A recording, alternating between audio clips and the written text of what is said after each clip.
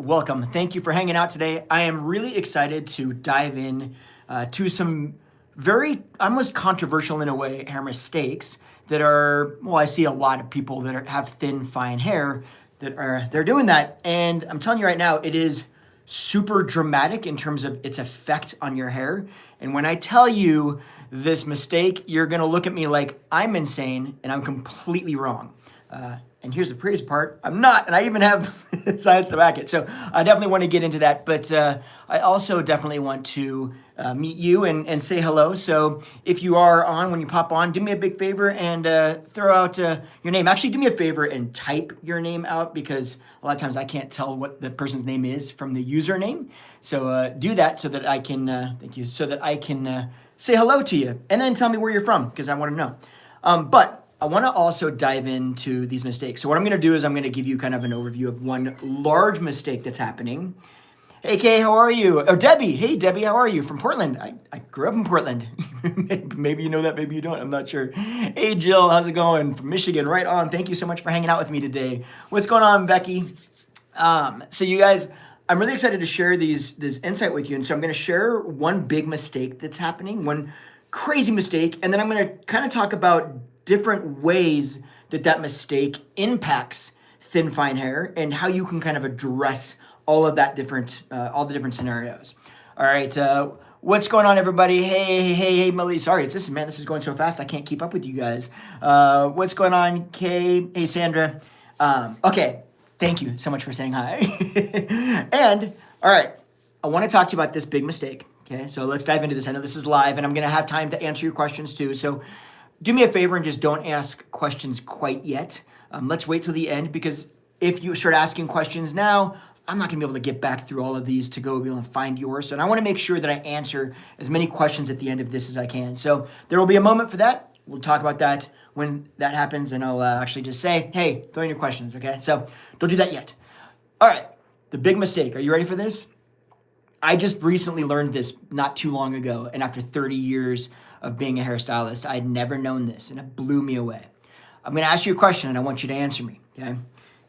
I want you to tell me which way of blow drying your hair or drying your hair is least damaging, okay? So when you think about damage to your hair and the blow dry process, I want you to tell me what is less damaging. Is it better that you blow dry your hair, right, with the blow dryer, okay, you add that heat, or is it better that you allow that thin, fine hair to air dry so that you can actually minimize the amount of heat that you're applying to your hair? So is it better if you blow dry it, or is it better if you air dry it? Comment below, tell me right now. I'm so curious to see how people go on this, and I think I'm actually leaning into this.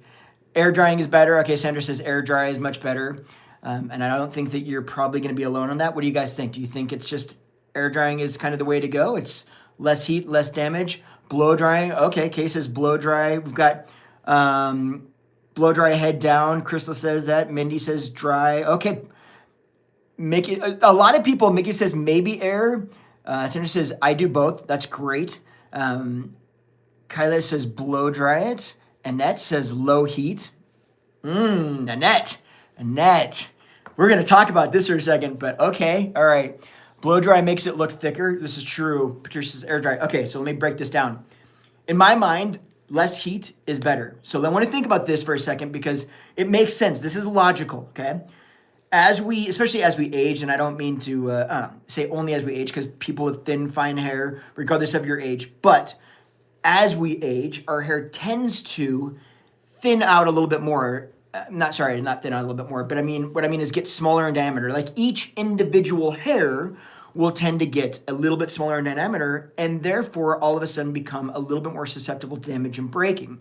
Okay, so if we couple that with the typical heat process that we would normally do, most people are doing on a day-to-day basis, as well as all of the other environmental stresses that we're doing, as well as, sun, all this stuff, right? As well as color, because typically for a lot of us, as we age, we start diving a little bit more into color to cover grays, and so we're doing a little bit more chemical processing. And as we go through all of that, it seems logical to me that the less amount of damage through through air drying would make more sense. I read a study somewhat recently, and I'm reading over here so because I don't want to mess this up. I want to tell you what their conclusion of the study. Basically, what they did is they took a bunch of different kinds of hair and they applied it, they blow dried it with different temperatures, with different like they applied the heat in different formats, like different how far they were away from the actual hair strand. And they went through this like legitimate scientific study to determine whether or not air drying, or blow drying was harder on your hair. Okay, this is the conclusion. The conclusion says, although, follow me here. Sorry, I don't want to nerd out, but this is so crazy to me. Although using a hairdryer caused more surface damage, okay, than natural drying, the results of this study suggest that using a hairdryer at a distance of 15 centimeters, roughly 6 inches, with continuous motion causes less damage than drying hair naturally or air drying. Now, what does that mean for us? That blew me away, right? But what does this mean for you? What this means is that the idea that simply allowing your hair to air dry is so much better for your hair isn't inherently true. But it also doesn't mean that just using any sort of blow dryer, any sort of way, however you want, is also less damaging than air drying. So for me, I'm going to walk you through the process that I have for blow drying thin, fine hair and how I kind of manage the texture and how I manage the damage and how I tell clients to manage the damage. And I'm going to walk you through like all of these mistakes. So the larger mistake is essentially thinking that air drying your hair is inherently better for your hair and that also blow drying your hair is inherently terrible on your hair. Okay, that's the overwhelming mistake here. That's the umbrella. And then what I want to do is I'm going to talk about all of these different mistakes that people are making in that blow drying process or in that air drying process. And I'm hoping that you aren't making all of these mistakes, but I see them so often that I know a lot of people are, and some of them are so small, seemingly small, so people don't think about them. But realistically, it's one of those things where a lot of these things add up, right? These small little like factors add up to create a larger concern. All right. So first mistake, like I said, was not actually using heat in a weird way, right? So what if we are going to use heat? Let's imagine that we are going to blow dry our hair. What should that process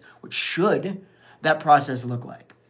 Well, first of all, you're going to get out of the shower and you're going to towel blot your hair. Again, there's a lot of like back and forth on what kind of towels you should use. And if we're talking about naturally curly hair, right, then we're talking about microfiber towels or something that's got, that's not cotton because it just has a lower pile. Is that the word I'm looking for? It's less stress on the hair. What is the word I'm looking for? Well, I'll come to that later. Okay, so it's less stress on the hair, right? So you're going to use a towel that's a little bit easier on the hair. I don't think that's a bad thing at all for any texture, right? I don't think there's like a pro or a con to it. A con to it. So I would just say, why not? Okay, so go that direction. It's only going to help. So once you towel blot your hair, you're doing this like gently. You're not like messing it all up, right? So you towel blot your hair, you bring that moisture out. Now we're going to move into actually drying your hair. And one of the first mistakes that I see is people, one, not using a heat protectant. Now, a lot of people I feel like will think, well, either I'm letting my hair air dry for the most part, and then I take heat to it, so it's really not as bad, right? Or they just don't think to use a heat protectant anyway.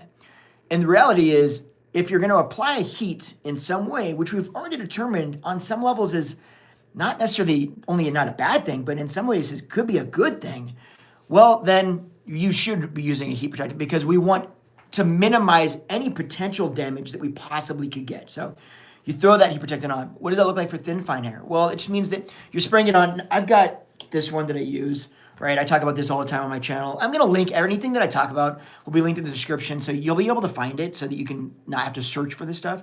But the ones that I use, like this, for instance, that I use for thin, fine hair, I do that on purpose because it just doesn't seem to weigh your hair down as badly as a lot of them have. So either way, though, when you're spraying that in, you want to spray that in typically from mid-shaft to ends.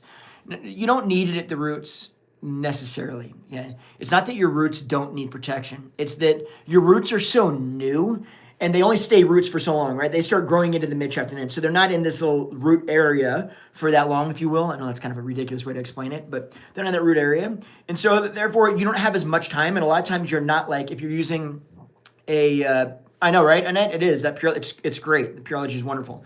But if you're not using like a flat iron or something like that, you're really not getting too close to the roots, anyway. So the amount of heat that you're applying to the roots in some ways is minimized by comparison to the mid-shaft ends.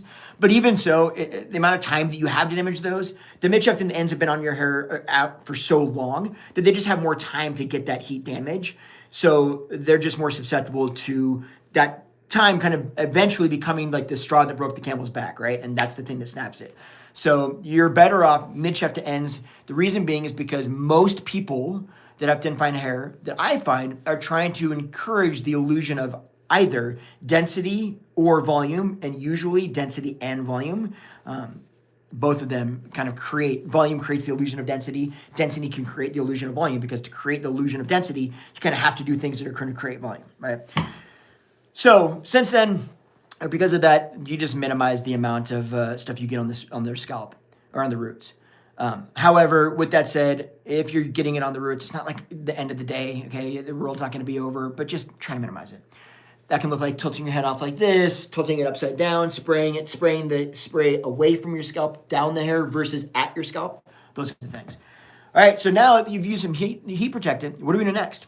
This is going to sound a little bit crazy, but this to me is actually a big mistake. And follow me here. Let me explain. Not using a volumizing product is a mistake. Okay.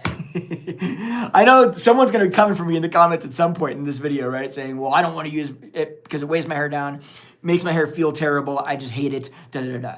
Okay, so I'm not saying that you absolutely have to use a volumizer, but I feel like it's a bit of a mistake because, again, most people with thin, fine hair are trying to create some amount of volume. Now, if you're not trying to create volume at all, you want it to just lay smooth and silky and shiny and that's it, then you don't need a volumizing aid. And this isn't really going to pertain to you. But I've never met anybody in 30 years that was behind the chair that was true for, right? Hey, Kathleen, how are you? So the problem with not using a volumizer is that you're trying to create this volume in your hair from other means. And typically speaking, those other means require heat because your hair requires heat to create bend. So you have to think of your hair like a metal, right? And metal, when it becomes hot, it becomes pliable, okay? And then the hotter you get it, the more pliable it becomes, for instance, right? And then when it cools down, it locks that pliability in. So whatever you did, however, if you bent it like this, it locks that form in as that metal cools down. Your hair is kind of similar like that, right? And that you need some sort of heat in a way to get it to bend. And then as it cools down, I'm sure you've heard people say, hit your hair with a cool shot at the end after it's in a round brush because it'll lock in the volume. That's what it's doing. It's trying to lock in that little bit of bend and lock in that shape, right? So not using something to give it the foundation to do that, more often than not, whether you realize it or not, means that people are going to spend more time trying to create that bend or that volume with other tools. It doesn't mean that all of a sudden now you're using a tool that you wouldn't be using if you used volumizing products. It means that the amount of time you're doing this, you're not getting the results that you want because your hair doesn't have the ability to create the volume by itself. Inherently, it's just not there. So you're trying to make up for it by adding more, like you're doing it more often, more times. It's less efficient. You might not realize it until you start using product that gives it that foundation to build on. It's a bit like trying to build a house with no walls. You're going to keep on trying to get that roof to stay up, but you're not building any walls in there, so it's not going to stay up. So you're wasting all of this time and energy and stress to your hair in this situation, but to you, trying to get this roof to stand with no walls to support it. And that's kind of what I'm talking about. If we just add a little bit of volumizing product to help you support that volume that you want to create, then the rest of the process typically is going to be a little bit more efficient because you have the tools and the foundation in place to accept the rest of the work that you're doing. Did that make sense? I feel like it did. I'm actually kind of proud of that. Actually, I feel like I made some mistake. made that make sense there. Okay. So use a volumizer. Now there's always the question of like what volumizers you use, right? So I've got one here. If you want, I've got a couple here actually. If you want like a light, if you don't like the feeling of product in your hair and you want a little less hold, but you do want some tack in there, this is a great one. So this is Color Wow, right? This extra large. It's like a foam mousse. And I typically say if you've got thin, fine hair, you're moving over more towards the foam / mousse formats versus the heavy gels creams for volumizers, because these are going to tend to be a little bit lighter and airier in your hair, a little bit lighter in general in terms of texture as well. Whereas the creams and the gels can be a little bit stiffer many times. So kind of keep that in mind. But Color Wow, this one's a very, like, just a simple one.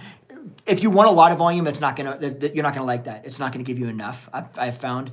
I wanted it to, it just didn't. So then I moved over to Stay High Mousse from Redmond for the heavier volume, stronger hold.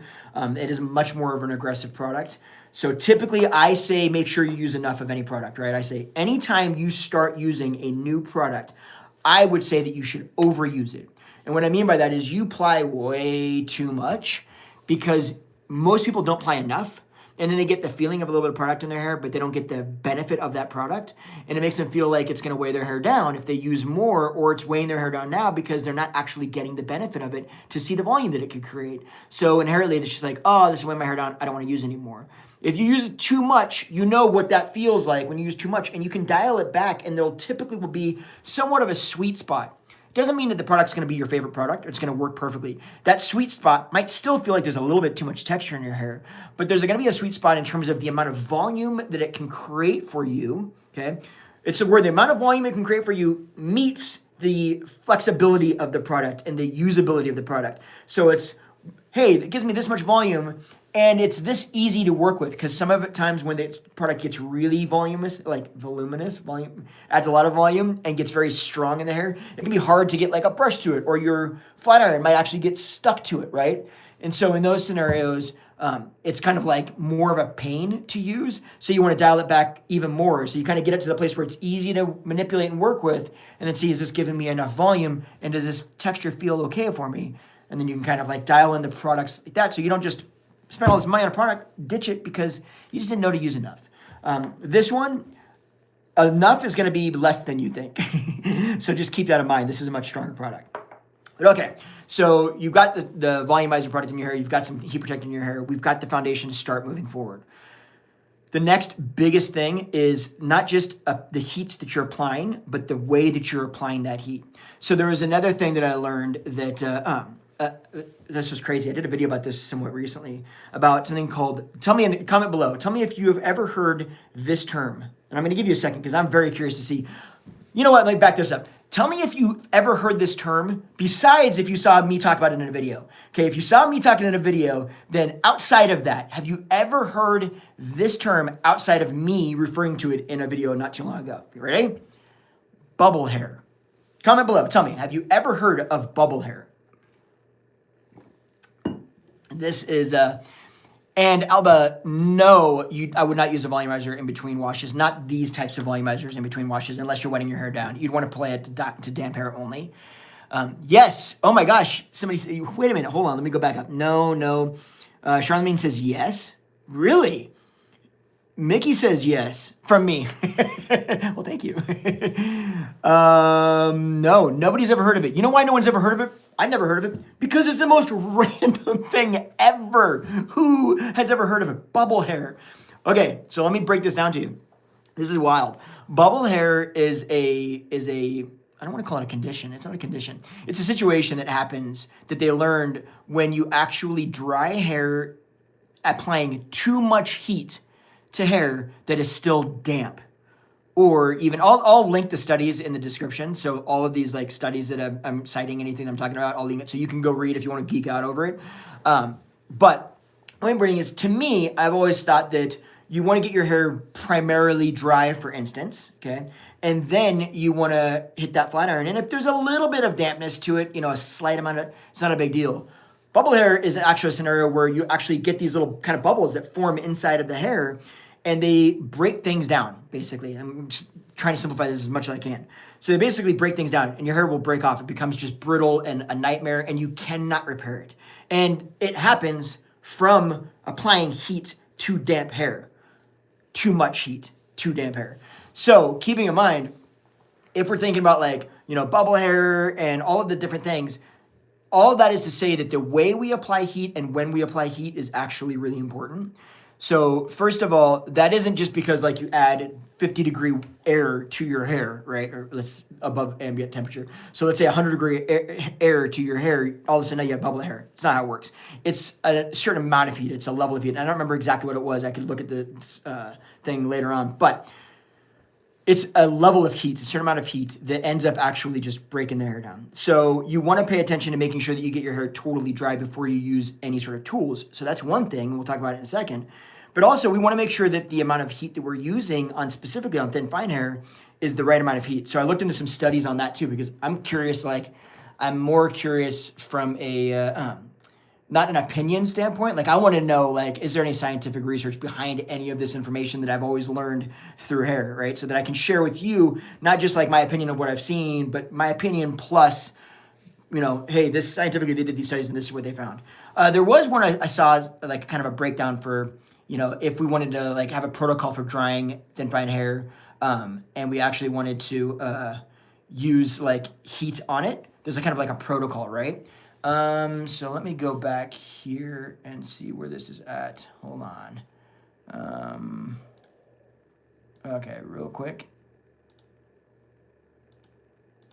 Okay, and let me just do this. Sorry about this, of course. Okay, so basically we want to keep it below, hold on a second. I've got to look at this real quick.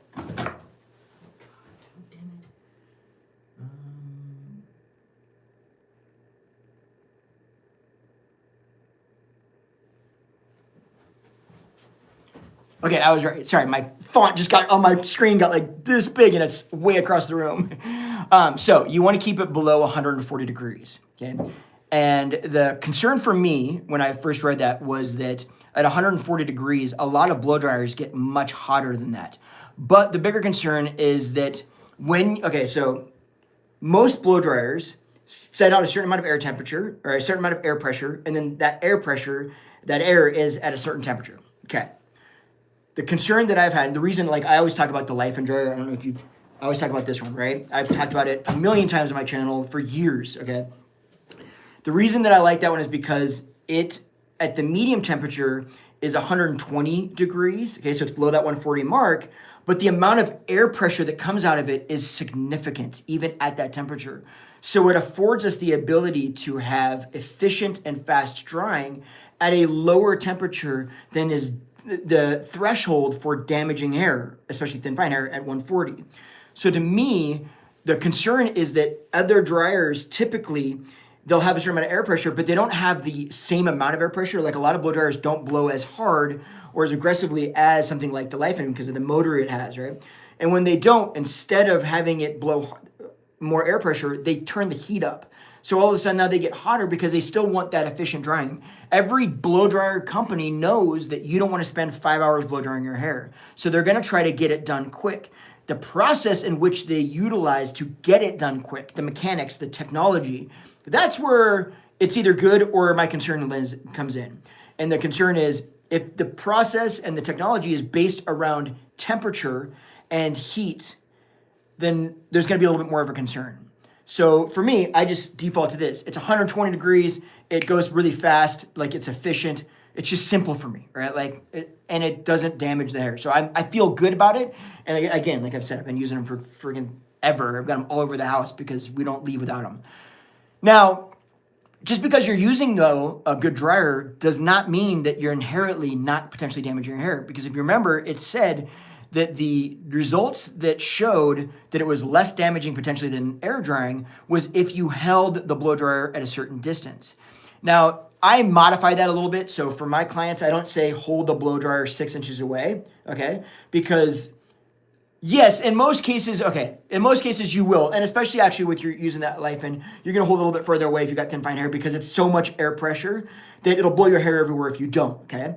But what happens when you start to round brush it? Okay, now we're not holding the blow dryer back here when we're round brushing hair because I want it a little bit closer and it's easier to use if you can kind of like hold it and direct the airflow.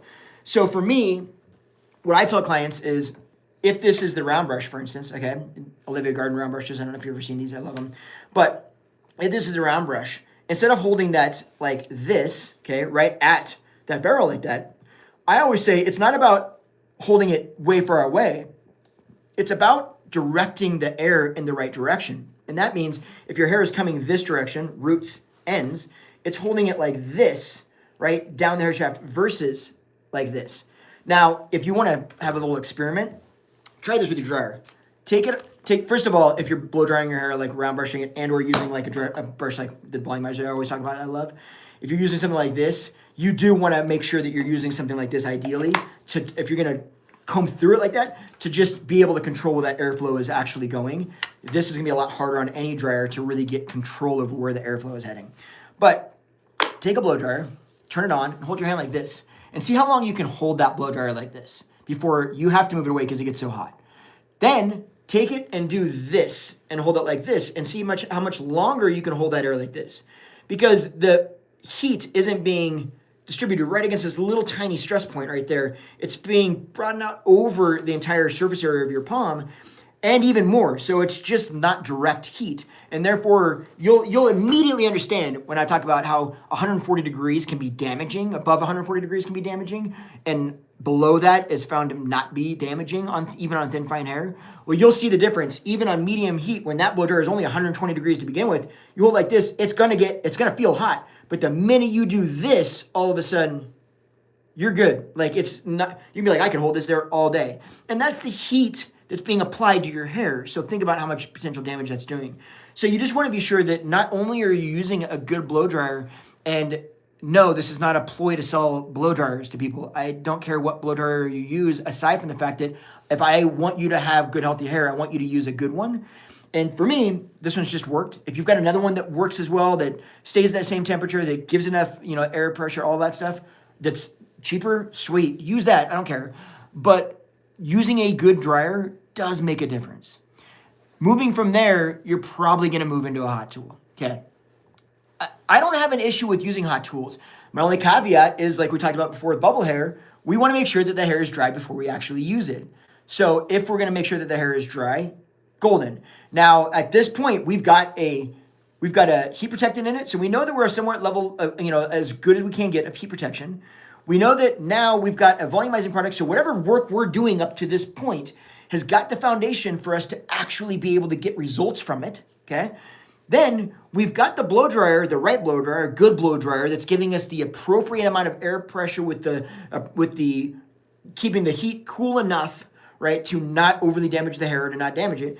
And we're using that appropriately in a way that's not adding extra damage to the hair. So all of our steps up to this point are doing a really good job of giving us a foundation to be able to create the volume and the structure that we want, while at the same time minimizing any potential or almost completely taking out any potential of real damage to the hair. Okay. Now, once we take in that flat iron, how do we minimize the damage on that? The simple way to minimize the damage is to be efficient with it. Okay, so first things first, you want to make sure, whack-a-mole, never mind. Anybody used to play that? It's so random, I don't know where that even came from, but either way. You want to use a good flat iron. Now, I bring this one up, so as a actual flat iron, just actually straightening your hair, if I'm totally honest, this probably isn't my favorite for flat ironing specifically, if that's all you do. So if you never add wave to your hair, then I would, there's other like even the Infrashine, it's just like a ceramic 1-inch flat iron. It's relatively inexpensive, but it's a great iron as well. The reason that I love these and that we talk about these so much is if people try to flat iron as well as add wave, this just makes it a million times easier. It's so much like people that feel like they can never use a flat iron to get wave, they use these and they're like, oh, I get it. Like it kind of works like a curling iron, but it's just kind of better and it serves two purposes.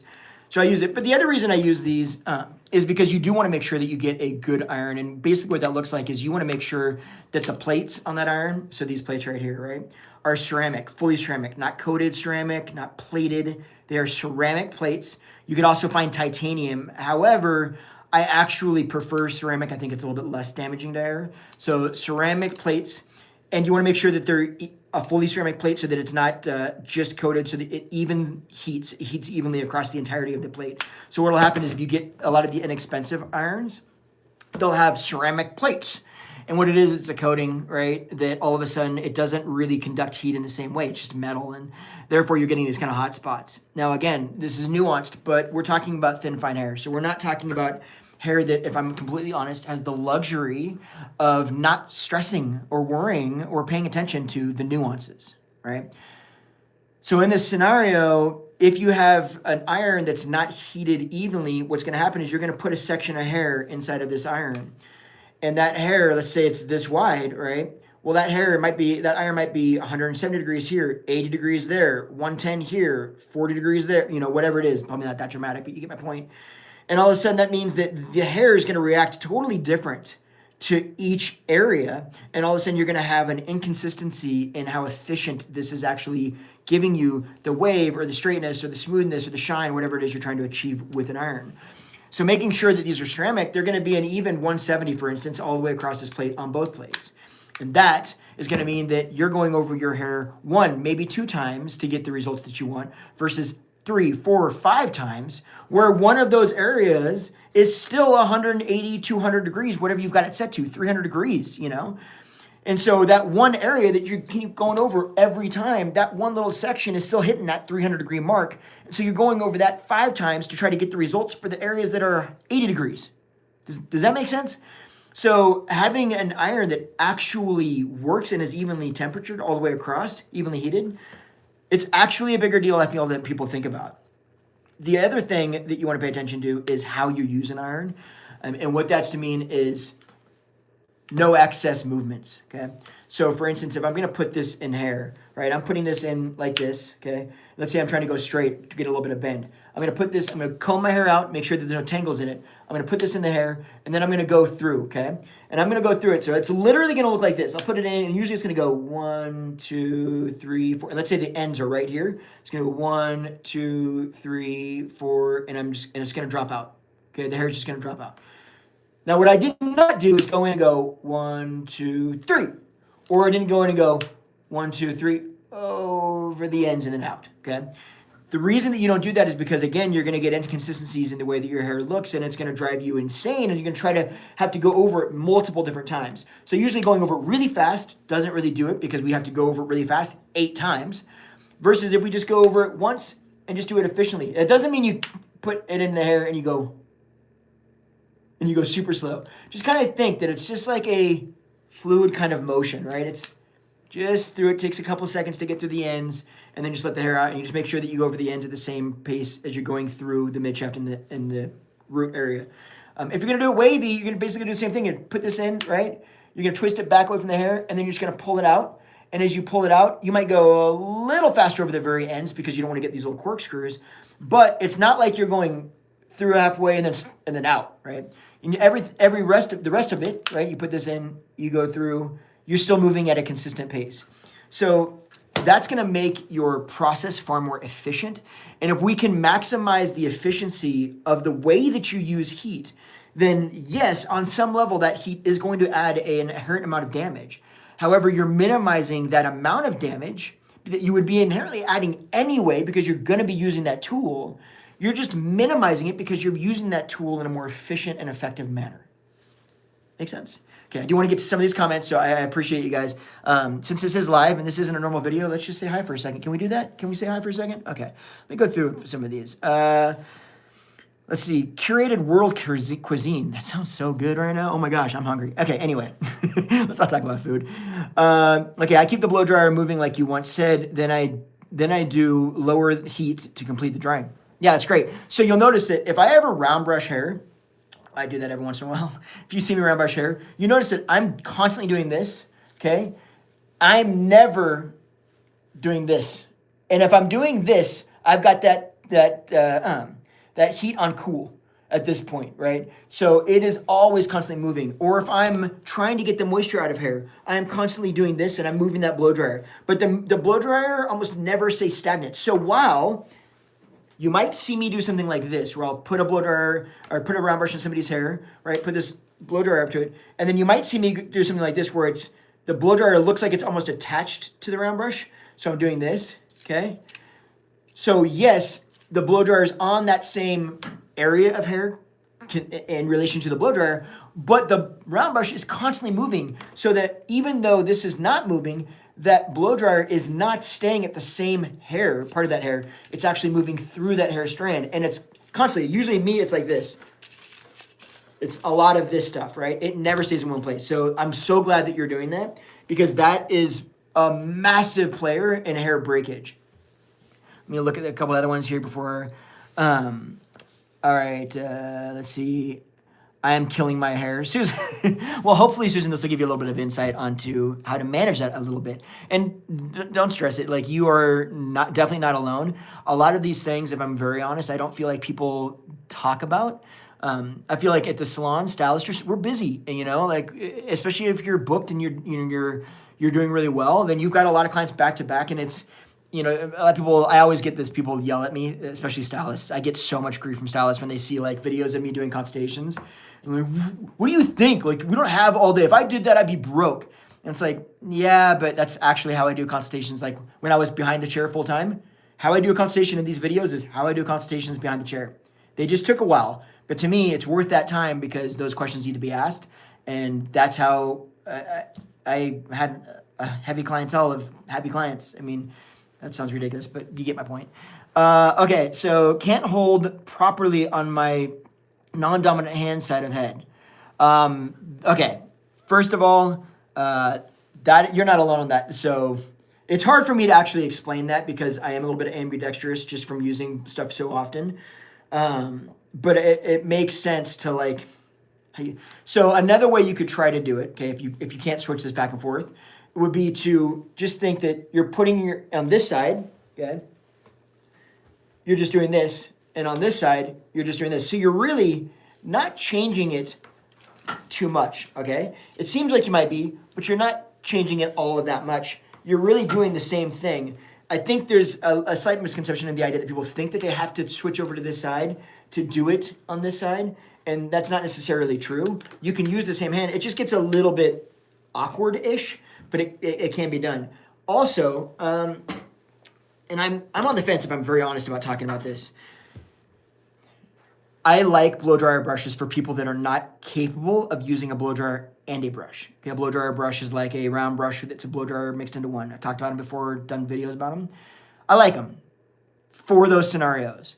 I think they're very convenient, and I think they can be useful. I don't like them for a lot of other reasons. One, a lot of them get very hot, too hot. Two, imagine this that plugs into the wall, and now you've got these little holes, right? You got all the air coming out of it. Well, you can't control where that airflow goes. So, and smoothing hair out is important to you, and making it look less frizzy, or have less texture, or controlling where that heat and how it's impacting the hair, like we just talked about. This doesn't do it, right? We need to be able to control that airflow and where that air is actually directed. So for those, I don't love them. However, if it is the only way for you to really be confident and get the look that you want, then the question that I would pose is it more important that you get the look you want, or is it more important that you focus heavily on the health of your hair? And there's no right answer to that. This is a question that you have to answer for yourself.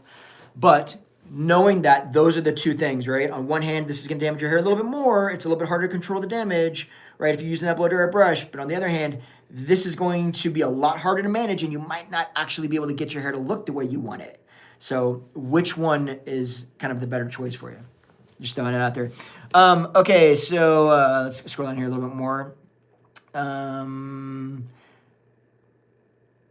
Leanne says, yes, finally confirmation on direction. Thank you.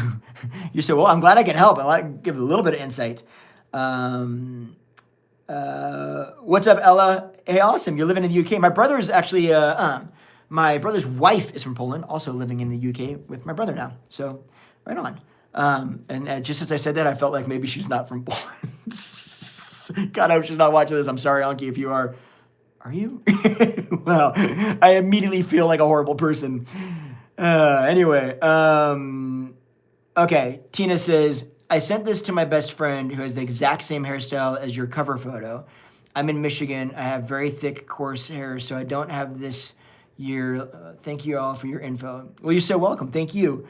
I also say that low heat blow dryer, it helps the hair follicles to lay flat. Started your video late, LOL. Don't apologize ever. I appreciate you joining us. No. I mean, yeah. So Tina's not wrong in the idea of using lower heat. The pro and con actually here to lower heat, when we talk about thin fine hair, I think, well, like we already talked about it. It needs to be sub 140, right? So let me answer this question for you then. So then the question becomes, if I just need it to be lower than 140, is there a benefit to using, say, for instance, 120 versus a even cooler, maybe just ambient air, right? Is there a benefit to maybe using ambient air versus it? The benefit, I would say, comes in the one, speed of drying, but two, the ability to manipulate the hair. Let me explain. If you've ever flat ironed your hair, then you know that there's a difference between the way that your hair gets smoothed out and the kind of polish that you get from that, from when you use a blow dryer, which is typically, most people, much cooler. So the thought for me is there's a little bit of a sweet spot, right? Where we get it cool enough, the blow dryer cool enough to where we aren't adding any excess damage, but we still have enough heat to get a little bit of polish to the hair, because otherwise it's, again, almost to me like the inefficiency of the flat iron, where you're using one that's not hot enough, for instance, you're going over it a million times, right, to get that look. And I don't necessarily know that that is better for the hair than going over it one time with it a little bit warmer, and it's just a more efficient heat delivery, and now we're actually getting the result that we want. So I think there's like, and I could be off based on that, so this is a little bit of an opinion and speculation. So keep that in mind, take it with a grain of salt. But that's my thought behind it is, I feel like we want enough heat to get the manipulation that we're going to need to create the bend, to smooth the hair out, all of that stuff. But if there is some that I'm just not aware of, which I could be, truth to the idea that cooler actually smoothes the cuticle down more, cool water does. So maybe there is there. That's something that I should look into. So I'm going to look a little bit deeper into that, but I definitely appreciate that insight. Thank you very much for that. Okay, so let's keep on going. I just got my long hair cut into a bob after binge watching your bob videos last week. Oh, awesome. I love that. Well, first of all, how do you like it? Does it look good? And thank you for binge watching the videos. And also, you guys, okay, can we sidestep this for a second? Here's the craziest thing. I love bobs. Don't get me wrong. They're not the only style that I like and or that I do, but I talk about them so much on this channel because, one, they're popular, and two, they're popular with my particular audience, or the audience that's watching my videos right now. So it ends up that to kind of work alongside the algorithm and actually have videos that actually get views, you kind of like work your way into basically making content around what people are watching currently on the channel. And it just so happens that people watch Bob content on my channel, so I make more Bob content, right? And then I think there's a host of people that are like, oh, he just does Bobs, which is so not true at all. But I love that I'm kind of getting known for that, because I do believe that they're an exceptionally hard haircut to perform well. And I also believe that if you find somebody that does a really good bob, and I've seen a lot of stylists that do amazing bobs, they usually are pretty good in general as stylists. They have a pretty good handle on other things, because the bob is so technical that if you're good at doing something that technical, you're going to understand other techniques as well, right? You're going to get the other stuff. So thank you. And now I need to scroll down here and see if you actually liked it. Where are you? He likely doesn't want to suggest brands since he isn't getting paid to plug their products.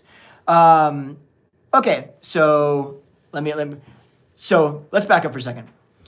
That's a great comment, and I actually appreciate that you brought that up.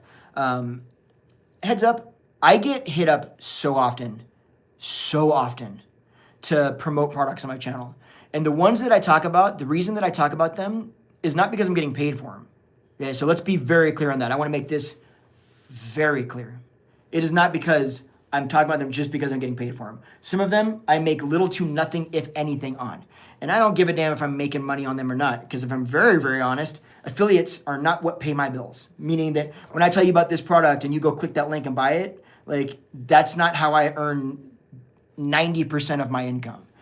My income is actually earned from viewership on this channel. That's my primary source. And I'm doing that on purpose, because it means that for me, if I'm gonna tell you about something, I have to believe in it. Because guess what? The only way that you continue watching my stuff and trusting my opinion on anything is if what I'm telling you actually is true, or if at minimum I believe deeply in it. So for me, your trust as an audience is a billion times more important than any stupid product or any stupid commission, okay? So keep that very much in your head. And I don't want to sound aggressive about that, but I just think that it's part of the ethos of this channel. It's part of the way that I built this channel. I literally did, I didn't even talk about products at all on the channel, specifically because I only wanted to talk about things that I 100% knew that I loved, and that was it. And there's a lot of products that like I just didn't use because I had my own product line in the salon. So I'm like, I don't use these products. I don't want to talk about them. And the salon products, they were just too much of a pain. So I like to try to distribute like that. So I just did that. So just keep that in mind. And I will talk about any product if I think it's good. I don't give a damn if I'm getting paid. Period. Also though, just because I think something, or just because I got paid, I've left a lot of money on the table. A lot. For something that I just like, you know what, this is not me, and I don't think that I can tell my people, my tribe here, my community about this, because it doesn't make sense, and I feel like it's just not something that I can stand behind 100%. So honesty and trust is without question, is the foundation of this channel, period. And it will always be. Anyway, I very much a tangent, I apologize. But again, I am glad that you brought that up. Okay, so I have been using Kerastase hair products and was wondering if you recommend a different brand for thin hair. Yvonne, great question. So I haven't used a lot of Kerastase. I've got some information that I want to say, and I don't want to get in trouble for saying it, so I kind of don't want to say it. Let me put it this way. Kerastase is not a bad line. Are there other lines out there, from L'Oreal specifically even, that are as good, maybe better, for less money? Yeah. So here's my quick take on it. Kerastase, and some other products as well, right? This is not just them, but there's a lot of products out there that are more based on price than anything else. So they create a lot of their value prop on just, hey, it's a high price point, therefore people are going to think it's good. It doesn't always mean that it's good. And I've actually done other videos where I tested some really, really inexpensive dollar store products that were fantastic and beat out a lot of expensive products, right? So in that scenario, I don't think that they're the only products out there, and I don't think there's another line that you can't find. If that's not a concern, you're like, hey, look, it works for my hair, and I don't care if that, I don't care about the price or whatever, it's just not an issue. Then if it works for your hair, you're great. You know what I mean? Like, don't fix it if it's not broken.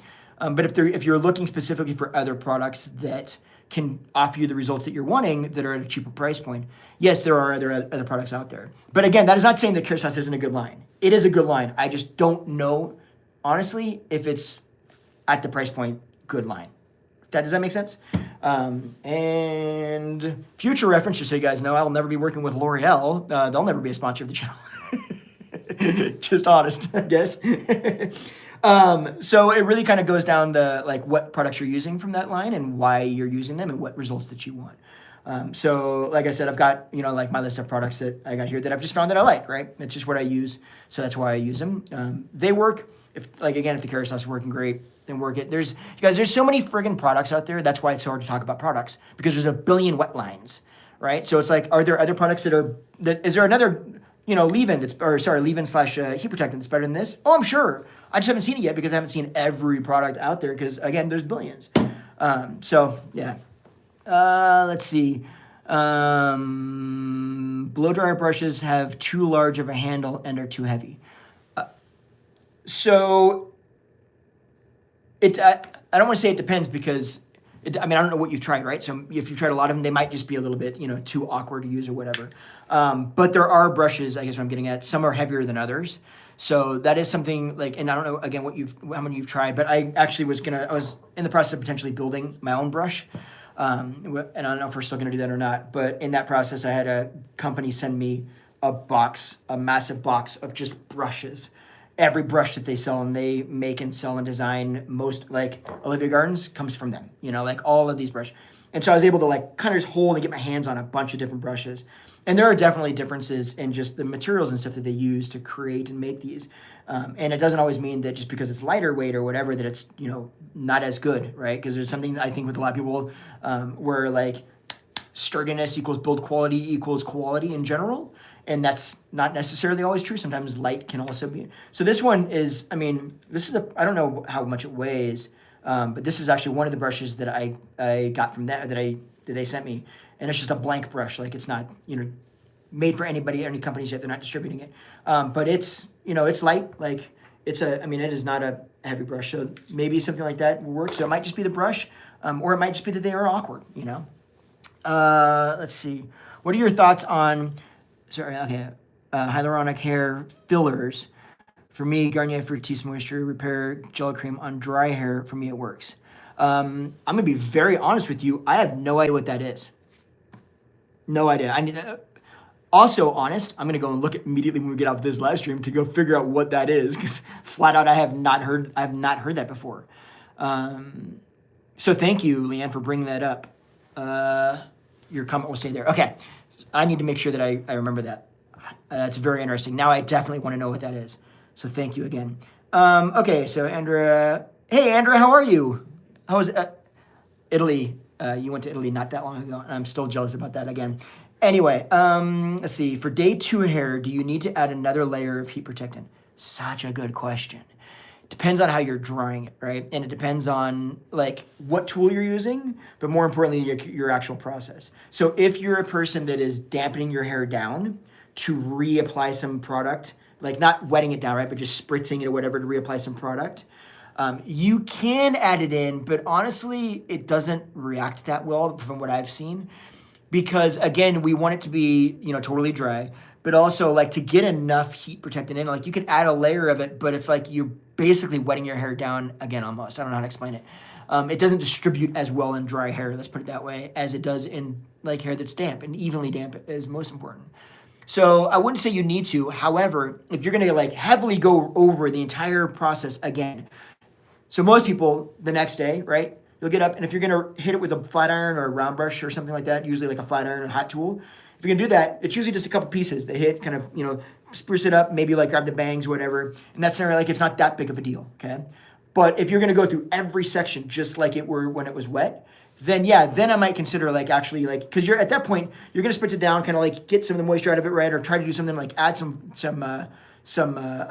dry shampoo or something to it, right? You're going to do something because you're probably going to have some sort of oil or texture in it. But if you do spray it down, you're going to want to dry it with a blow dryer first, get it dry before you hit that round brush to it. Hope that made some sense at all. I feel like I was all over the place on that, if I'm honest.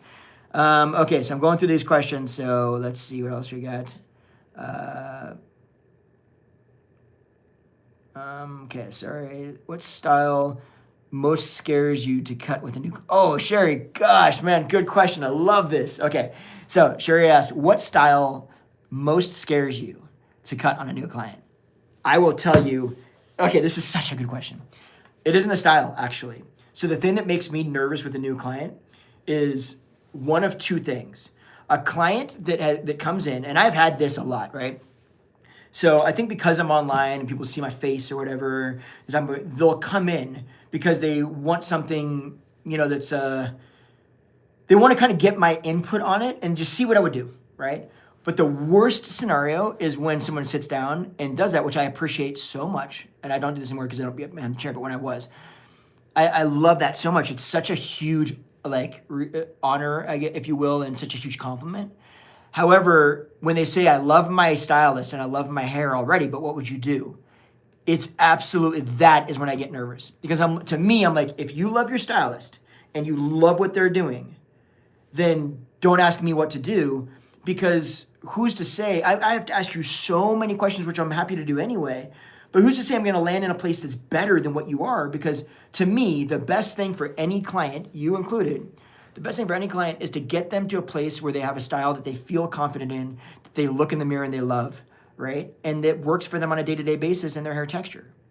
So if you're already in that position and you love it, how can I improve on this? My best case scenario is that I land you where you already are, in a style that you already love, in a, that works for you, that works for your day-to-day routine, that, matches your hair texture. Like, I can't improve that. You come to me with a bunch of problems. I'm having this problem, this problem, this problem. That's my favorite, because I'm like, oh, I can fix the problems. Like, we can check those off, right? As far as like going short to long, I don't have a cut that scares me really. I think after 30 years now, I feel like I've just done so many of them that I'm like, this is just a cut. There are definitely more challenging scenarios where it's like, depending on the person's hair texture and very specific things about what they want and how it's going to make sense for them. There's some scenarios that get more challenging, but I don't necessarily think I get fearful of them because I'm also pretty obnoxious. So here's why people get scared. Sorry, you guys, I'm going to get to more questions, I promise. Here's why people get scared. They get scared usually because they're afraid of whether or not the client is going to like it. So follow me here. People want to know why I ask so many questions, why I go through these like obnoxiously long consultations. Well, it's because I know that by the time you and I start to get that hair wet and we start to cut on your hair, you know what I'm doing because we have talked it through. I know why I'm doing it, and you know why I'm doing it because I've explained it to you. I've asked so many questions. I know so well, like the probability of you being unhappy with what happens as long as I execute on what I say I'm going to execute on.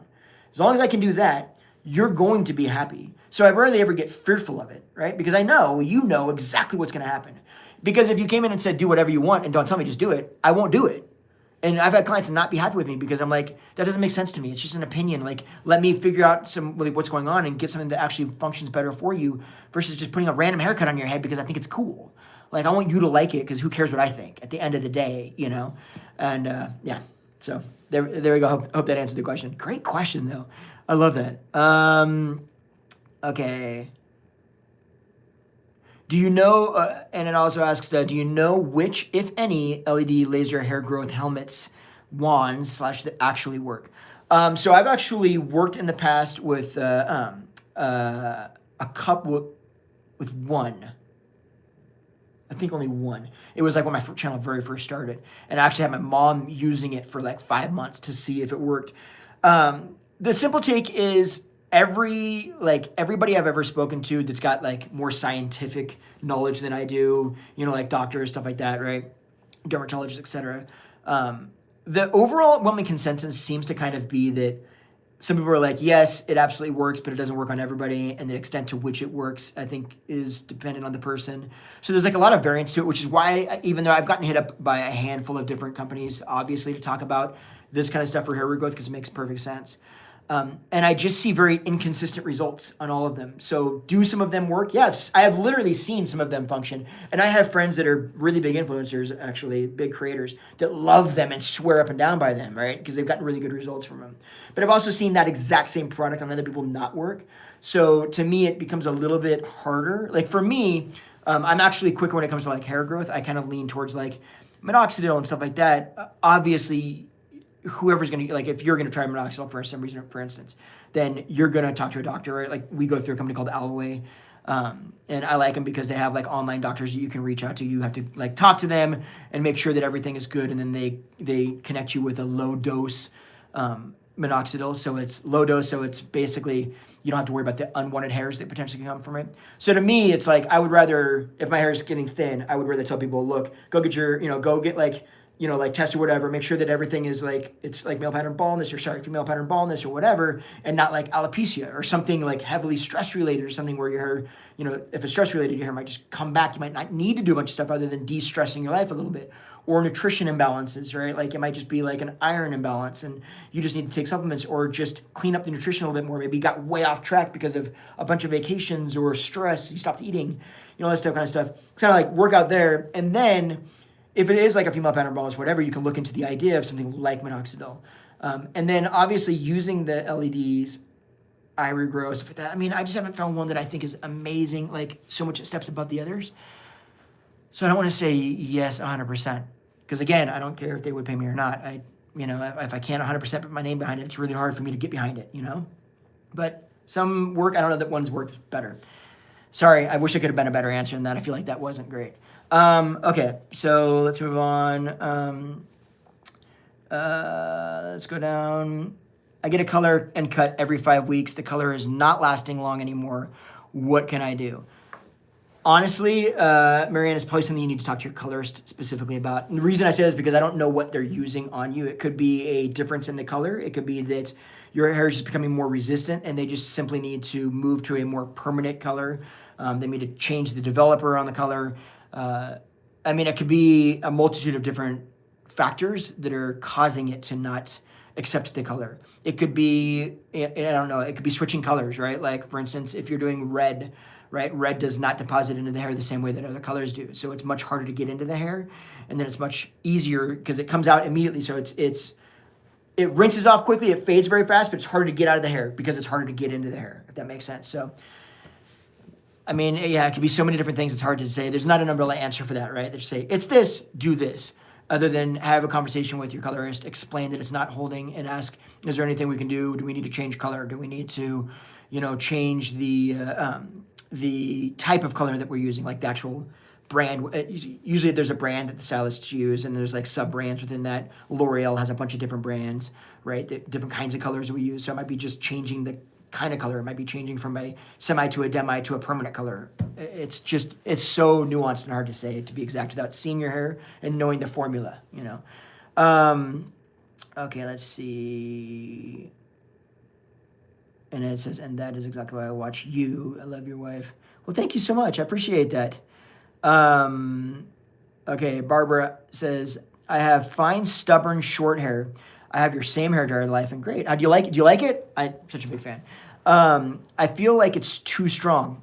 I could have answered my own question, but buried in your comment. Okay, this is a good question because I get this, and I've never talked about this, and I need to. So thank you for bringing this up. Blows dry hair all over, but should I use the hot red high sitting first and then switch to the yellow blower? Okay, no. One, start with the yellow, stay with the yellow. You're good to go. It's gonna get your hair dry. Two, you're not wrong. So that's part of. I've actually had a few people, and specifically thin, fine-haired folks, or fine hair in general, talk about the fact that it feels like they can't control it. It's a strong blow dryer. So you have two options. One, you can turn the air down. There's different air settings. So you've got the heat setting, which is this little button right here, right? And then you have this where it actually goes through. There's one setting and then a heavier setting, right? So you can go through different actual air flows. So you just dial it down one, and if it still feels like it's too much, hold it a little farther from your head, right? And I find that helps a lot. But usually what happens is people are holding it close, and it's aggressive, but it's aggressive on purpose. It is that airflow that is allowing them to utilize less heat to create the same efficiency and dry time to get your hair dry quicker, even though I understand that thin, fine hair already dries fast, so it's like that's not the biggest concern.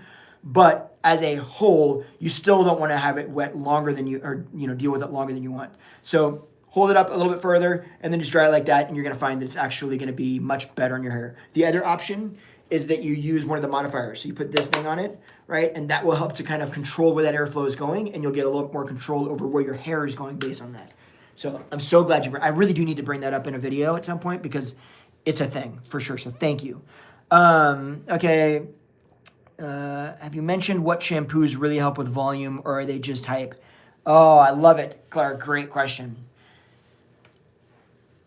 Let me preface this, okay? I'm going to go back a little bit and say that I do not know everything. I know. I'm just as shocked as you are. It's amazing, but I legitimately don't. It's a humbling thing to admit. No, I really obviously don't, right? And that means that I don't know every product. And I need to look into this again because it's been a little while since I looked into it. But the last time that I looked into what causes volumizing shampoos, specifically to create volume in hair, or how they actually approached it, I found that basically they do two things.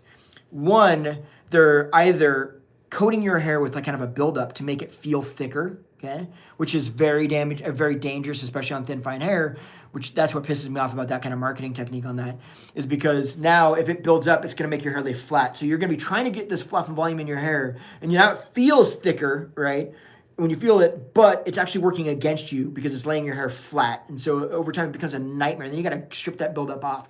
So in those scenarios, I hate them.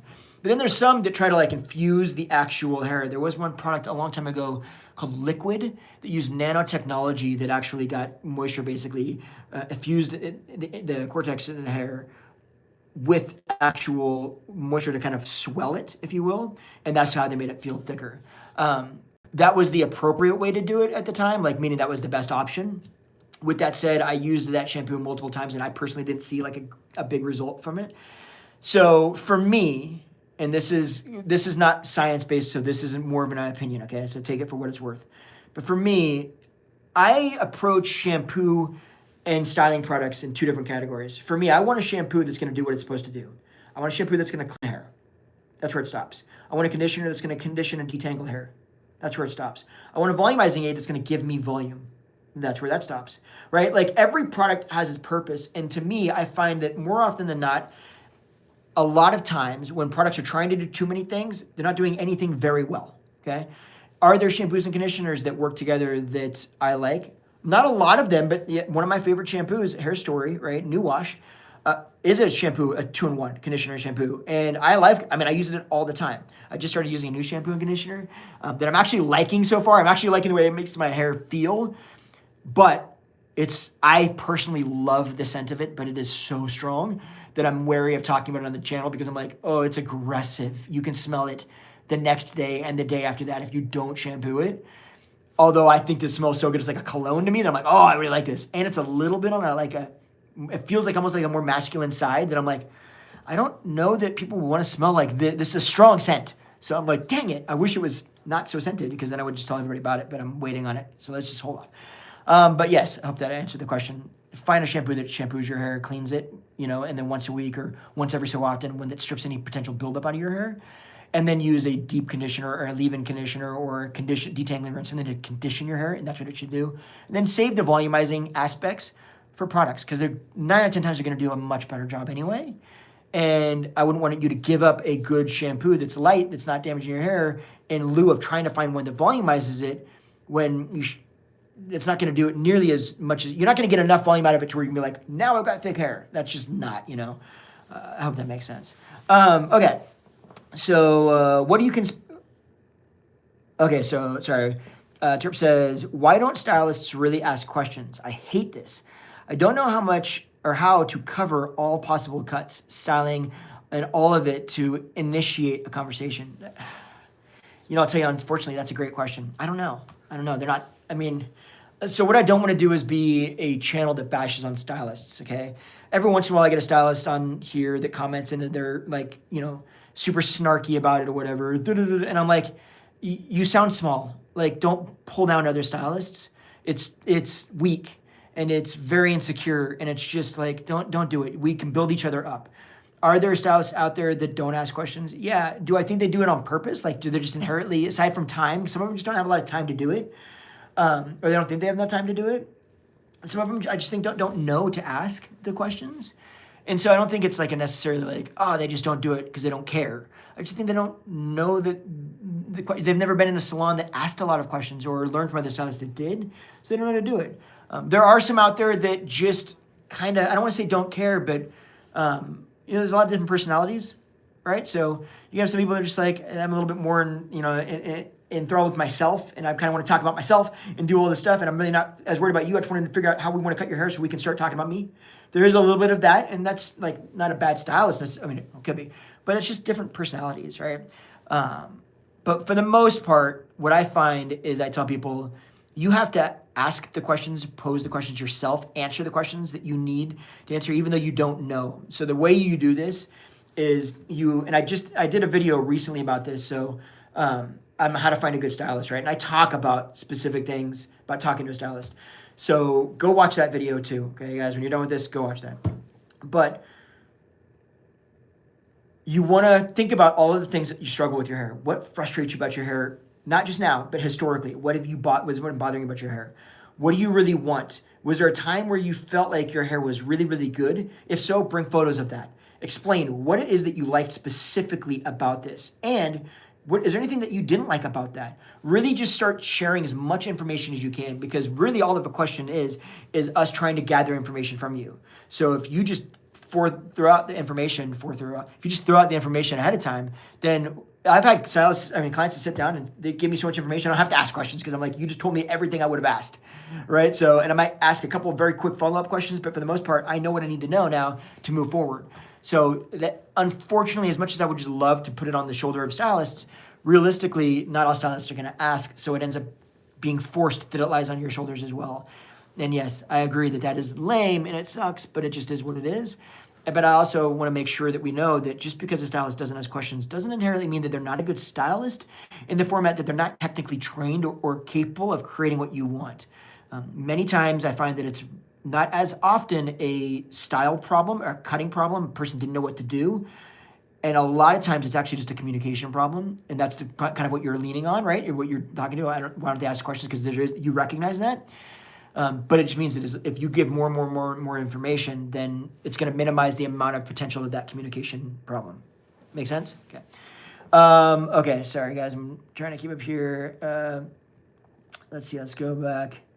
Okay, Leanne asks, what do you consider to be the most important info I, as a client, can provide? Please, I'm 60, know my hair, head shape, etc. I'm looking for a collaborator, not a dictator. Well played. So I think it's a little bit what we just hit on, right? The most important thing is that you share all of those frustrations. I always say taking photos. If you've got photos of your own hair, great. Let me tell you what not to do, and this might help too. Do not use industry terms. Thin my hair, texturize my hair, layer my hair, some trend name that you got from magazine. I want a Bixie cut. Don't use stuff like that. So use photos to try to explain visually what you want and what's frustrating you, and then use broader terms. And the reason I say that is not because, you can never learn what industry terms are. It's because there's so many different meanings for the same industry term depending on what client or what stylist you're talking to. So you might say thinning to me. In my mind, that actually might be, I might hear thinning, but also my techniques for thinning might be more closely related to texturizing. And so I might be thinking that you're saying, well, you want your hair texturized, and you might be saying, no, I want my hair thinned. Or worse yet, I don't know a good process for thinning. I know how to address the issue that you're having, but now you want me to thin it, and I'm not sure about a good process. So I'm just going to do what I know because you wanted it thinned, right? And all of a sudden I'm going to do it, and it's going to be terrible. Had you just said, I don't like the way that the ends look very blunt and bulky, and I can see these lines in my hair, right? I don't like that. Well, that's different than saying I want my ends thinned out, right? That to me says, oh, well, we need to blend that out a little bit, which might just be through a little bit of texturizing, light texturizing. It's going to blend this in. Thinning those ends out is going to give you a very different result. So just staying away from that is going to help you, I think. But the key information is how you style your hair. Like literally on a day-to-day basis, step by step. Not like I use a round brush. Literally, I shower in the morning, I step out of the shower. What do I do from that moment forward? I comb my hair out, I apply this product, I wrap my hair up in a towel, I spend 30 minutes doing my makeup. When that's done, I take my hair down. It's about 60%. It's a literal step-by-step. It gives them all of the information they're going to need about that. Another simple question is, what length? Now I know, okay, so let me preface this. I know that you're trying to figure out what length is going to look good on you, what style is going to look good on you. Let me be here to tell you. If you tell a stylist, hey, what's the best haircut for me? And they answer that question with a specific haircut, and they haven't spoken to you, haven't asked a bunch of questions, gone through an obnoxious consultation, that is a dangerous place to be. Okay? Do not do that, because that style is based 100% on their mood today. It doesn't have they don't have any information to understand how you style it, what you're willing to do to it, what your lifestyle looks like, what you feel the most confident or comfortable in, what you do for work, right? They don't take any of that consideration. So it's just like, well, I'm seeing your face shape this way and your hair texture this way, so this is what I think you should do. Right? We need more. You deserve to give them more information so that you can get a more tailored style specifically based on your hair texture, on how you style your hair on a day-to-day basis, on what's most comfortable for you, what you feel the most comfortable and confident in, what you do for a job, right? What you do for fun and active, like how you present yourself. Are you more conservative? Are you more fun and wild, right? Like all of those things need to be factored in that's going to create what's best for you. And that is going to change, right? Month to month, year to year, right? What's best for you in 6 years from now might be completely different than what's best for you now. And it might have nothing to do with your hair texture or face shape specifically. It might have everything else to do with your lifestyle, where your comfort zone are, how you just feel about life in general. You know what I mean? So sharing with them, hey, this is the length specifically that I feel most comfortable in. I've never felt confident in going shorter than my collarbone. I don't want to do that, okay? But between there and the length that I have now, I'm open, right? What would be a good length range? Here are my struggles. Here's how I style my hair, right? Here's what I do for work. Here's what I do for play, right? I see myself as being more conservative. I see myself as being more, edgy, whatever it is, right? And just give them as much information as you can. And then basically what you're doing is you're saying, I'm not going to give you time to ask questions. I'm just going to bleh, word vomit on you with so much junk that you're just going to have to ask the questions. Hope that helped a little bit. Does that make sense a little bit? Okay. Let's move on. I'm going to answer a few more here, and then I was literally just going to say I'll get out of your hair. I apologize for that. I'll never say that again. I will say that again. Yvonne says, Justin, I appreciate your honest opinion in response to my question. You're so very welcome. Okay, so let me go back up here a little again. Sorry, guys. There's so many questions, which I love. Thank you so much for these, but it takes me a second. I can barely read sometimes. Okay. I love that my energy shifter says, I love that my ears aren't ringing after using my life. And it's surprising. It's actually, like, all joking aside, it's actually quieter. And it's I've used other dryers because I've looked for other ones to, like, talk about just in case, you know, like, hey, I want to give people options. And I find that the other ones, every time I turn them on, it's like, yeah, it works really good. The form factor's good. Like, everything's strong. It should be as good, if not even, in some ways, almost even better potentially. But there's like a high-pitched ring to them. It's like a different sound that I'm like, what is this noise? And Life is, oddly enough, the only one I found that doesn't have that. I won't say names, but some other ones that are far more expensive, like 4 times the cost, do have that, which always surprised me. Let's see. Let me go here. Okay.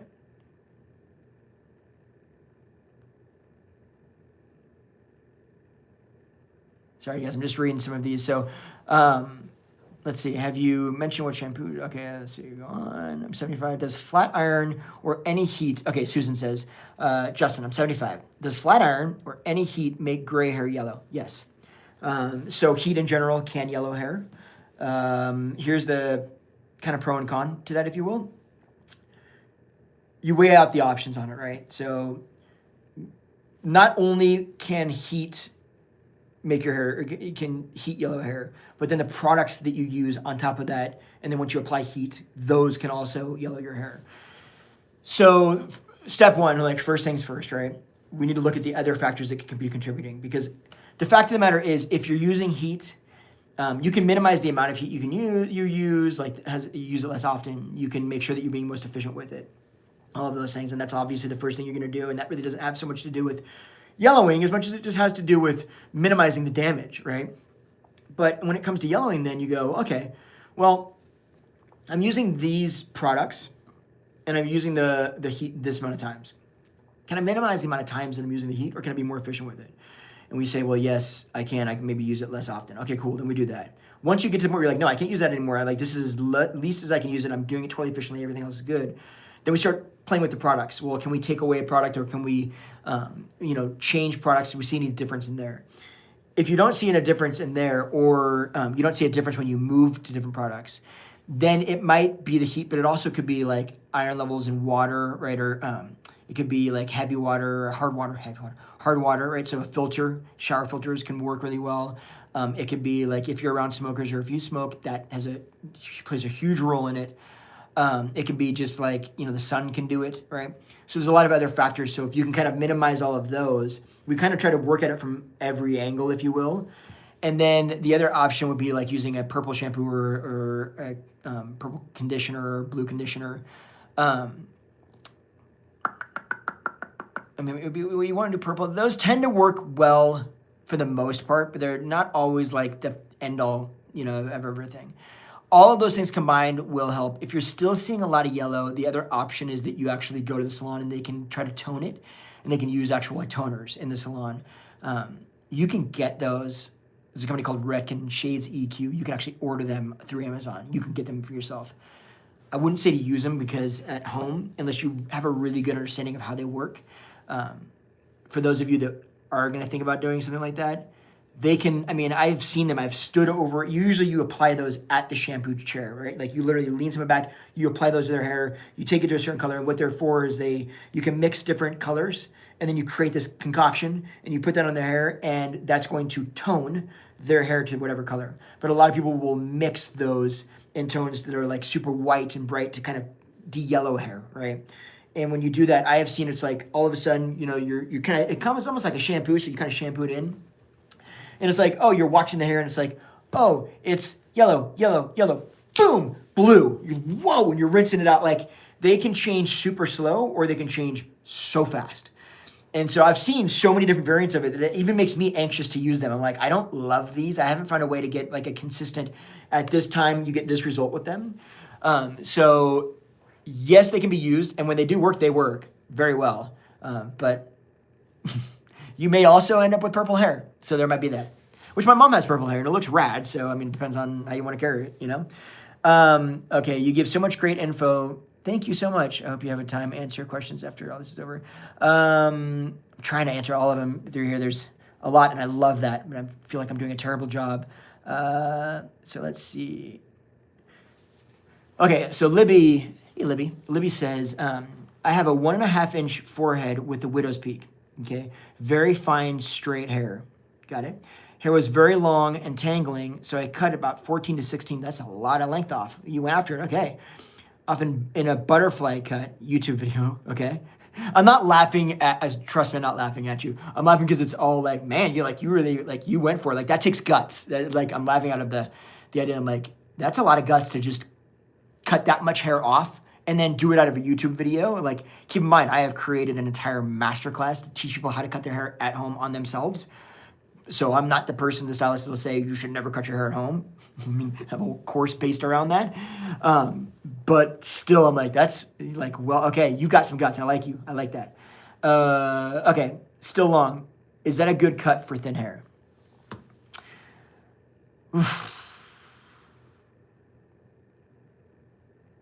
Sorry, I'm hemming over the answer on this because it's not the cut that I think would be bad for thin, fine hair, right? So it depends on the technique, the butterfly cut that you saw and the way they did it, because there's so many like variants to it for the most part. Really like variants. As a whole, no, it wouldn't be terrible for thin, fine hair, depending on like it's so hard. I'd have to see your hair to really kind of determine, all right, can your hair substantiate or hold this? So the concerning is that anytime we layer hair whatsoever, right? Anytime we're doing anything with thin, fine hair, then we run the risk of making the ends look a little bit thinner. As your hair gets longer from the hairline, it becomes more susceptible to looking thin at the ends, which means that it can control and handle less layering. So depending on how you did this, if it's just layering the very front and we're not really incorporating a technique that would incorporate too much layering in the back, then it could be fine, right? As long as the hair around your hairline has enough hair to create the illusion of density. But even then, typically speaking, thin hair and fine hair in the front, if you layer this front, it's not going to do too bad of a job of looking thinner. It'll actually tend to look denser. But if that layering goes too far back into the back, it can start looking thinner. So that's why I'm saying, like, it's hard to say. It's not that the haircut would inherently be bad. It's that depending on your hair length and how thin and fine your hair is and the technique that you utilize to do it, that could be good or bad. But the haircut could be fine for thin, fine hair as a whole. I don't know if that makes any sense. It's just a lot. I mean, there's so many little nuances again to that, right? I would say this, though. However you watch stuff on YouTube in terms of like do your own haircuts, be very mindful of those, because there are so many, like I watch some of those and I'm like, oh, yeah, technically you'll get a result, but there are so many things that can go wrong approaching it like this, that if you don't get pretty lucky, you are going to find yourself in a world of pain. Like, they're super sketchy. And so what I would say is make sure, really pay attention to who you're watching, okay? There are stylists out there, if I'm very honest, that create content and are big names that are not really stylists per se. Not people that I would look to in terms of taking advice when it comes to cutting techniques, okay?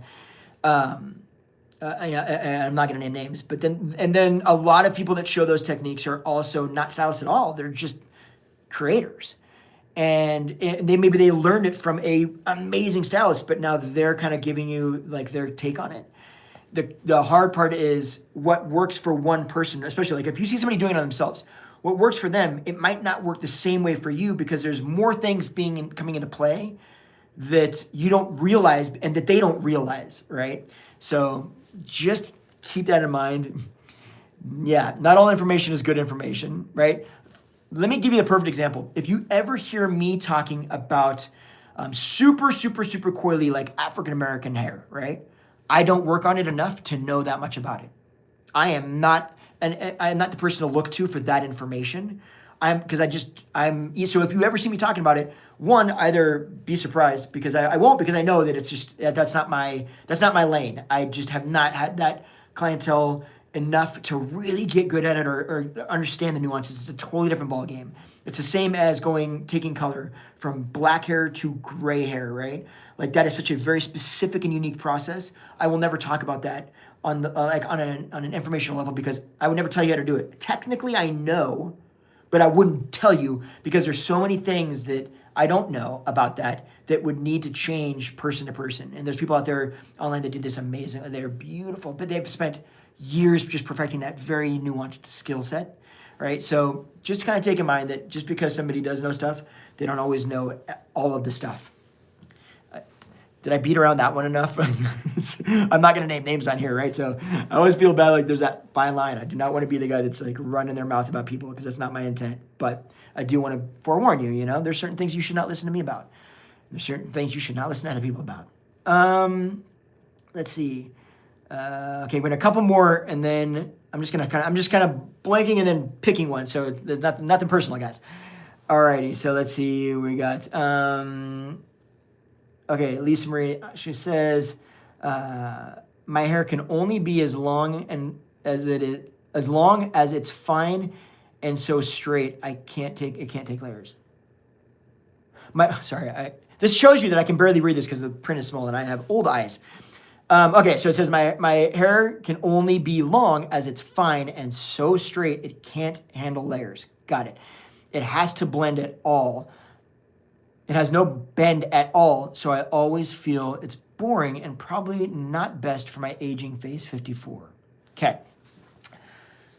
So here's the concern. Let me state the concern, then we'll answer it. Okay, the concern is long, fine, stick straight hair doesn't have the capability of creating bend or holding bend, and therefore it just needs to basically be one length, and that feels like it's just dragging and lifeless, and it's not really achieving anything for your face shape.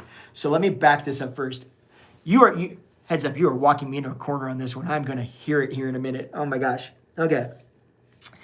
So I've done a couple of videos about how long one length hair does not have the ability to be as flattering as hair that's long and layered. Yeah.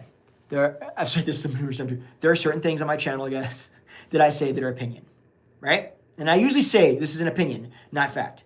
Then there are certain things that I say that are fact. It's how hair works.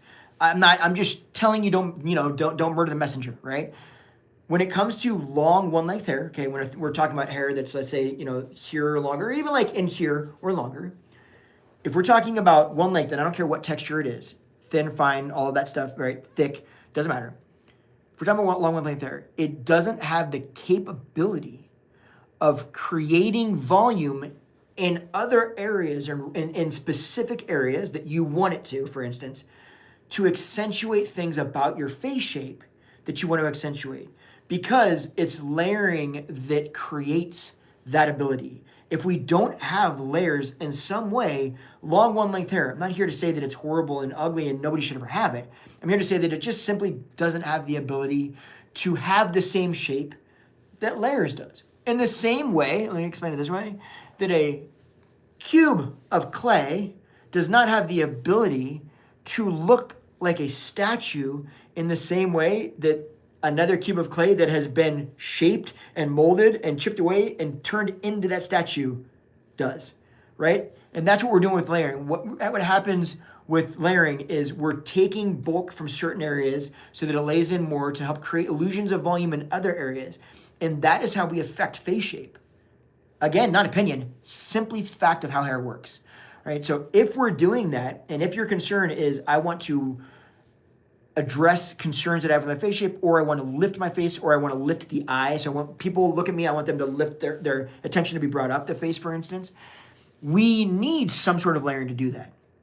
So with your hair, I have two thoughts that, and if you're struggling with thin, fine, stick straight hair, I have two thoughts that may make you feel, or may be why you feel like you can't have it layered.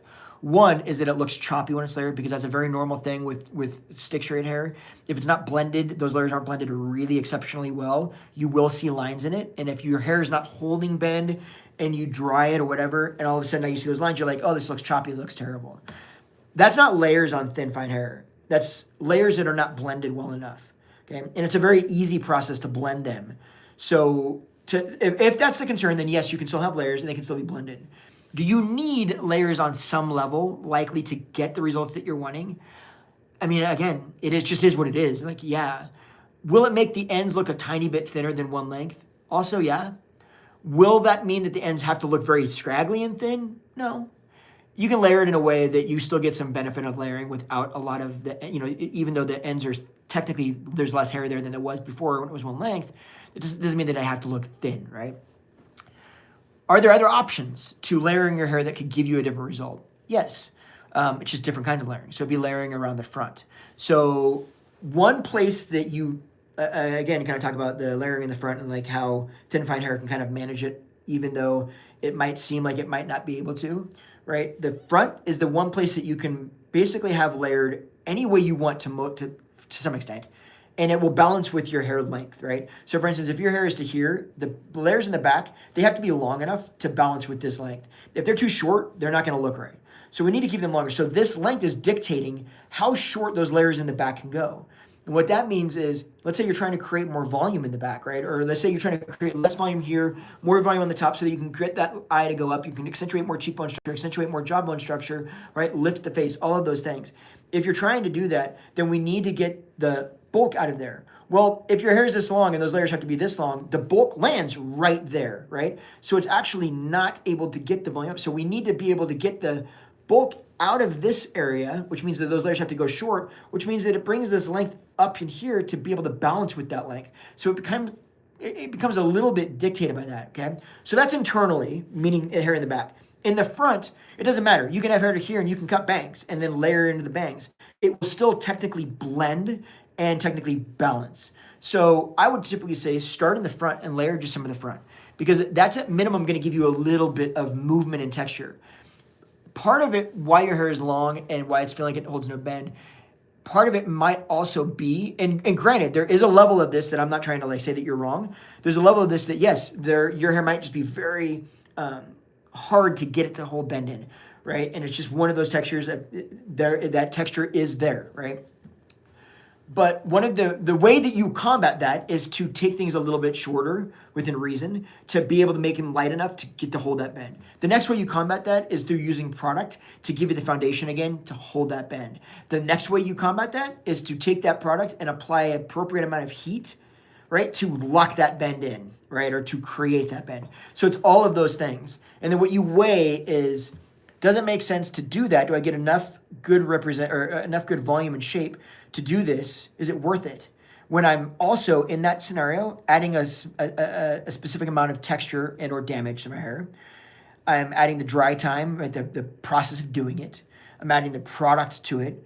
The product has a certain texture that comes with it. Is that okay? Right? You answer all those questions like, is my ROI, is my like return on investment over here good enough to bring all of this other stuff into the equation? Right? Short, all of that stuff. And if the answer is yes, then yes, you do it. If the answer is no, then you just recognize the only way that we address now the face shape is we bring the length up. If we're going to leave it one length, the only other option is that we start bringing that length up. And if we're going to address face shape with any cut that is not layered, I'm here to tell you right now, we are starting to bring that length up into this range because we have to get it short enough on thin, fine hair that we can go in and actually layer it without layering it. So lighten it up internally so that we can start getting shape in other areas. But if that's longer, it's just going to be too heavy. And so all of that internal layering, that kind of stuff that's like, the hidden layers, all of this kind of stuff that you do at certain lengths, you just don't see the benefit of it. So now you're just taking hair out and layering it and you're not getting any result from it. So to get a result, we need to bring the length up that's short enough to do that. And that happens to be, for the most part, roughly about in this or even shorter length range. So I hope that gives some insight on it. I know there's a lot of information. I hope that helps a little bit. All right, so we're going to cut down here to the, okay, so thank you, Anne. I really appreciate it. From Norway. Awesome, dude. I love that. So thank you so much for hanging out with us today. Libby says, Lisa Marie Simmons, stick straight and very fine word. Yes, exactly. Let's see. It looks like, okay, we got one last question coming from, is it Marja or Marga? Sorry, I hope that I'm not saying that wrong. I apologize if I am. Ms. Brown, we'll call you Mrs. Brown. Okay, it says, when I get a root touch-up, it stains my skin and scalp for at least 4 days. I hate it. Does it have to do with the name brand she uses? You know, honestly, it could be a lot of different things.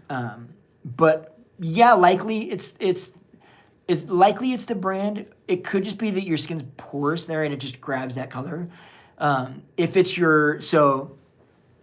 it's not, okay, first of all, it's not uncommon to see scalp staining after you color your hair, okay?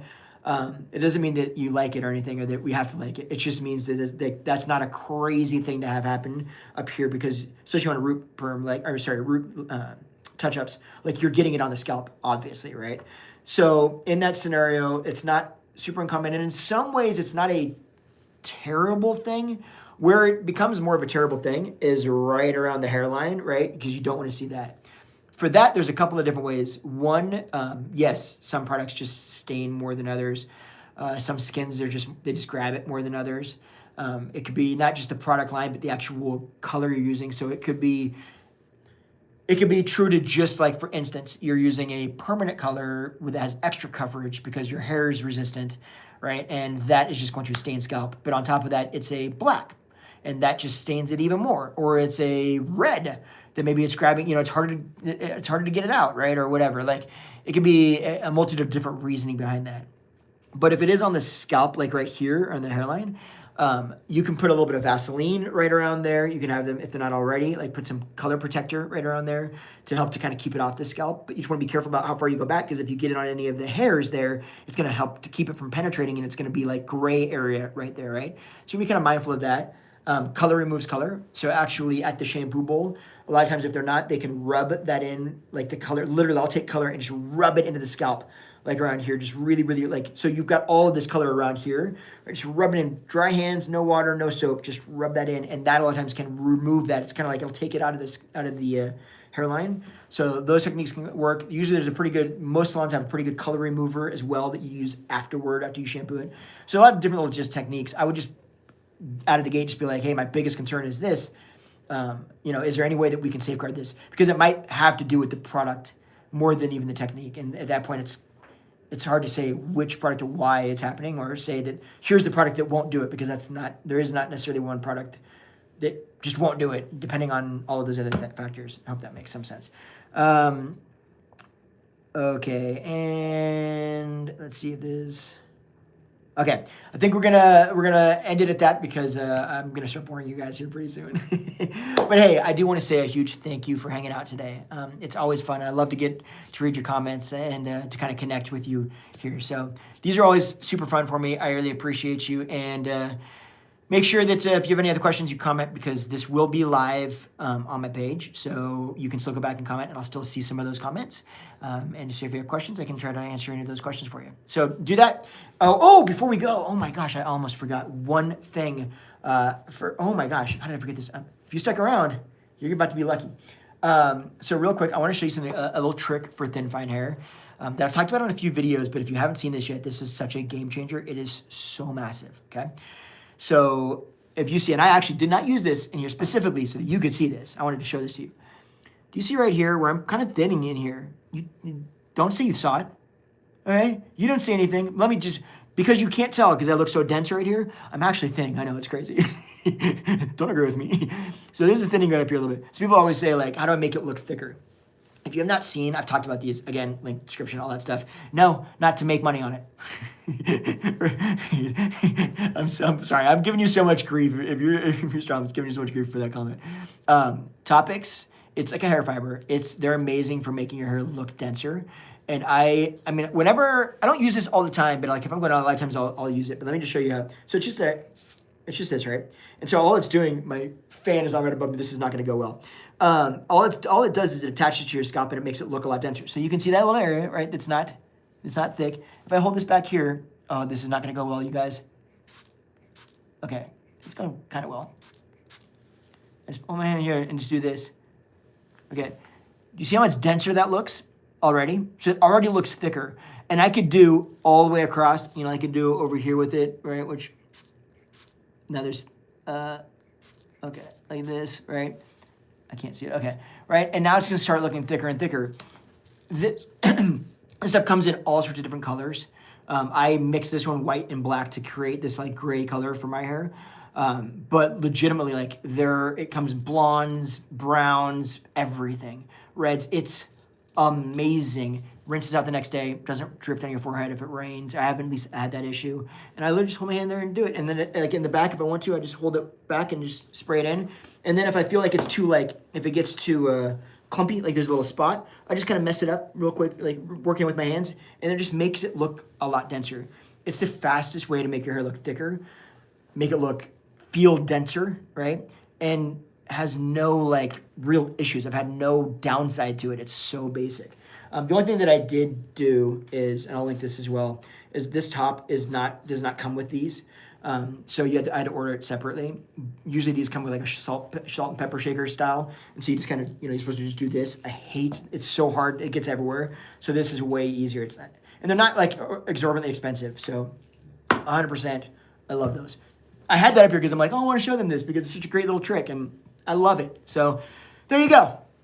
Okay, with that said, now I will leave you alone. So thank you so much for hanging out. I appreciate you so very much. Again, if you have questions, comment below, let me know. And otherwise, hey, Libby, thank you. No, you know what? Oh my gosh, you guys, I'm so sorry. This is ridiculous.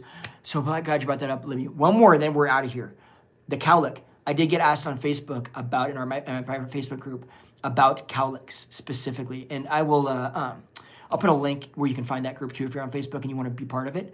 Cowlicks, how to manage them, that's how I manage them, honestly. So on some level, the cowlick, you're gonna have to, use product, gel, mousse, something like that, mousse usually, or a foaming agent, volumizer, to create the control, to get that little bit of bend, to get some control over that cowlick. But even so, usually the cowlick, if it splits at all, the problem is not so much that it's splitting, it's that you see that area, and a lot of times that area happens to be a little bit on the thinner side. That sprayed at the roots, I have a video coming up here pretty soon, in the next few weeks that you will see, and I did that exact thing on a client, and it makes a massive difference. It's an entirely different game. So that is the trick for cowlicks. Okay, now you guys, I'm leaving. Okay, take care. I love you all. Thank you and goodbye. So that I won't. Thank you. Okay, if I can.